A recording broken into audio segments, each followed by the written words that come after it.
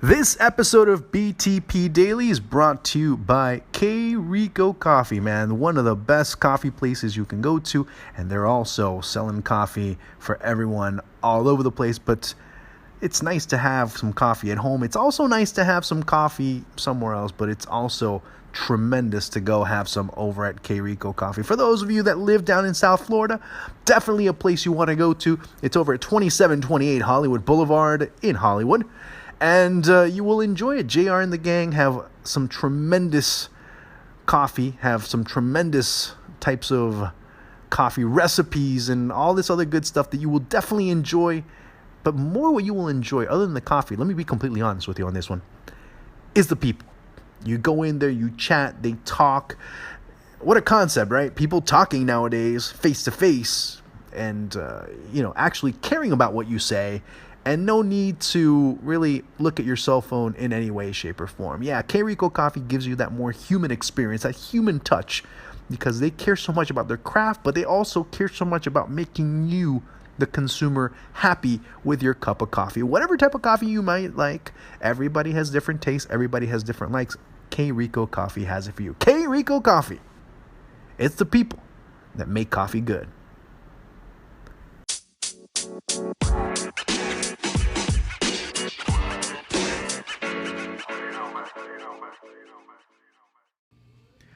It's interesting to talk to people about La Liga. And mind you, we're all guilty of it because it's easy. It's easy to talk about Real Madrid. It's easy to talk about Barcelona because they're always pretty much making headlines. They're always doing things for better or for worse that capture everyone's attention. But this season's kind of different. And no other story can really capture or captivate the audiences en masse like Espanyol right now.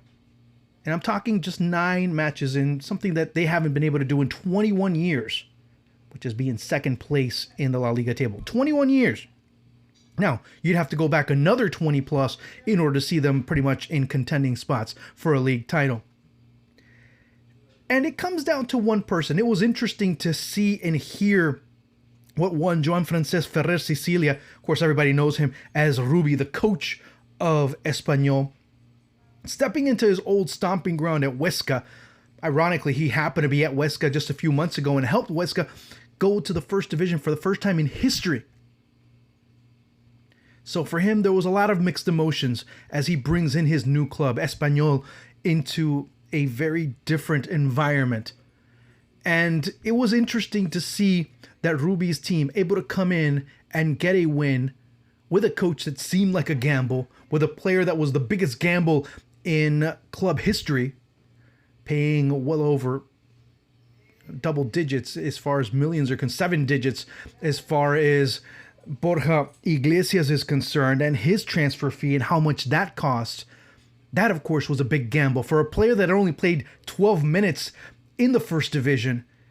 I mean, the last time he did that was when he was playing with Zaragoza, and that was quite a few years ago. Of course, he leaves a Celta de Vigo situation where he knew he wasn't going to have a lot of time, knowing that Maxi Gomez as well as Iago Aspas were going to be in front. He wasn't going to have much playing time, decides to go to Espanyol, and he's paying huge dividends as far as Espanyol are concerned. But let's go back to the coach, because for him to have faith in a player like Borja Iglesias really shows you what this team has been able to do. And that's all they did. $18 million total in the transfer market. Now, let's look at how much other teams have been paying to get in a similar situation in other leagues. Let's not be able to get too carried away as far as, it's La Liga, it's this, is that. No. Look at what other teams have done to get just as high on the table as Espanyol right now. Start looking at those numbers and look at how much it took Espanyol to really turn things around.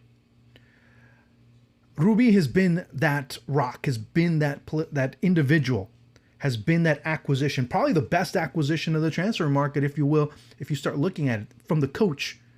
There's this team that's really changed from the ultra-conservative style of Quique Sanchez Flores to a team that's now wanting to go out and get as many points as possible. Not really looking, let's settle for one, maybe let's not get blown out. We're going to go out there and fight and be able to go and do what we have to do. Obviously, those aren't his exact words, but I'm paraphrasing and giving you the idea of what Rubi's looking to do. And he knew that he had to do that because it's part of his spirit. because many might not be familiar with what he's been able to do in the past, but people have to understand one thing about this coach. Rubi has had a long, extended career now. 17 years. 2001, he starts his coaching career over at Vilassar de Mar. Most of his teams have been in the Catalan region. He goes to L'Hospitalet, to Sabadell, until he goes to 2005 with Espanyol. He stays there 3, Espanyol B. Helps them, and that's his first success. Pretty much 6 years into his career, he sees his first bit of success as far as being able to get a team to get up to first division. Of course, that's short-lived because soon Espanyol, a couple of years later, or Espanyol B, I should be more specific, end up in a relegation position. He's gone. Goes to Benidorm. And Benidorm, he's not able to do much. He's able to get Benidorm in a playoff position, but not much is able to go on after that. He ends up having doubts, and we all have doubts. We all have those. He did too, at a certain point. He's nearing already 10 years as a coach, and he hasn't really seen a lot of progress going forward. He's sacrificing a great deal. Mind you, we're talking about an individual that went to college and had a degree as an accountant. People are probably telling him, hey, look, what are you doing wasting your time as a coach? You already have a degree. And mind you, this is in the middle of one of the worst economic crises in Spanish history. And you have a man that's continuing to persist and go forward and looking for his dream and looking to go and really fighting for what he believes in and trying to encompass that within a playing style that really adapts and really goes down to his convictions as far as the execution of it all. Understand all those situations that he's going through. Finally gets, back into the fray. And in 2011, he gets hired by Girona to be part of the coaching staff. And of course, he starts looking. He's a scout. He's looking at video. He's analyzing games. He starts quickly getting the attention of the Girona coaching staff and quickly starts moving up, scaling up. Of course, sackings here, sackings there. And he starts moving up, obviously, because of what he's been able to do within that coaching staff. Finally, by 2012, 2 years after the fact, or actually a year and a half after the fact, he ends up being hired as the coach of Girona. Mind you, 2001. We're already talking about 2012, 2013. Well over a decade in, you start to see the first bit of success as far as Rubi is concerned.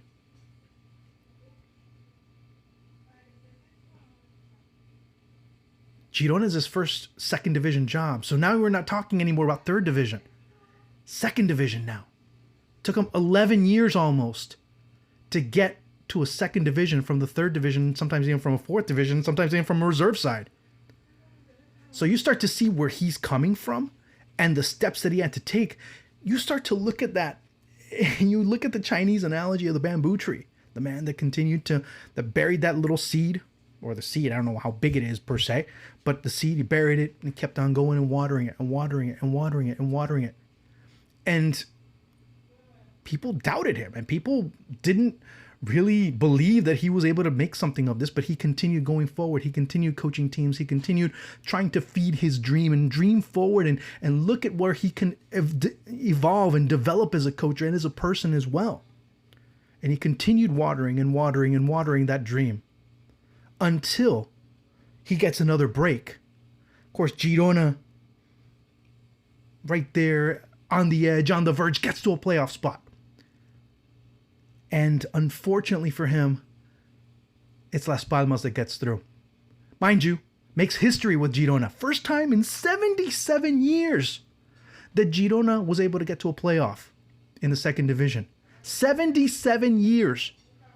Of course, but that wasn't enough. He had to be sacked and he left. So that dream again in doubt, but he kept on believing it. Maybe he had to take some time off and come back. Goes back to Valladolid, dropped. He's going into Valladolid and unable to really get through.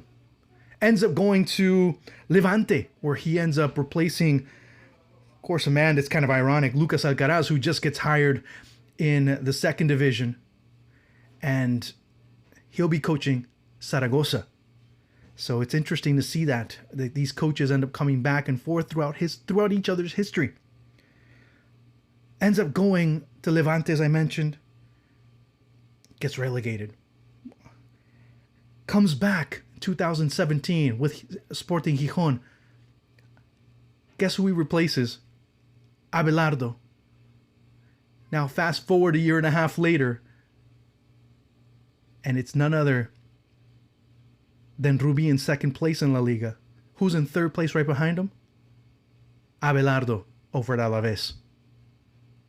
Now, that shows you the persistence that some of these coaches have to have. Of course, Abelardo, with a great history from the past, part of Barcelona's teams from the mid-90s, and he was able to come through. And of course, you start looking at the coaches that came out of that team with Pep Guardiola, with Koeman, Luis Enrique. You have to add him as well, Abelardo, and you start looking at all those names. Of course, add a bit more pedigree, but still, he had to work his way up.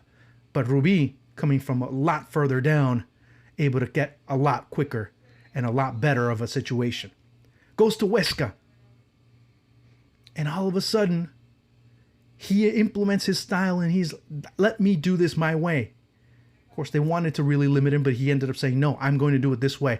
And he was able to win over the coaching staff. He was able to win over the players. He was able to win over the fans and the board. And Huesca, for the first time ever in history, are able to get to the first division. And Rubi, for the first time ever in history, as a coach, was able to get there. Mind you, between 2012 and 2014, he also coached Barcelona. He was the right-hand man for Tito Vilanova at one point. Of course, with Tito Villanova's health already failing him and not being on the bench, that started to put his career with Barcelona in limbo. But he was able to learn a great deal during that time between Tito Villanova, between Jordi Roda, and also add Tata Martino and his staff coming in, Jorge Pautasso and everyone else. He was able to absorb a lot of information, and that 4-2-3-1, he was able to evolve it even more, started to learn a couple of other little caveats that he was able to come through and really execute a more offensive style of football when he was able to take over this summer with Espanyol. So when he walks into Huesca, there's a great sense of appreciation, a great sense of thanks that he gives to the fans, to that stadium, to the universe for everything that he's been able to do. Of course, there's a long way still to go in terms of what he wants to do as a coach. But he's understood, and there's times. And I remember a very wise man once saying, yeah, it's beautiful to keep looking forward, but every so often you have to look back and understand not how far you need to go, but you start looking back to see how far you've already gone to get to the point that you're looking to go towards. It's part of the journey, but it just helps you to get that motivation to continue going forward, not because of the distance forward, but already the distance traversed. And 17 years in, Rubi now has become an overnight sensation.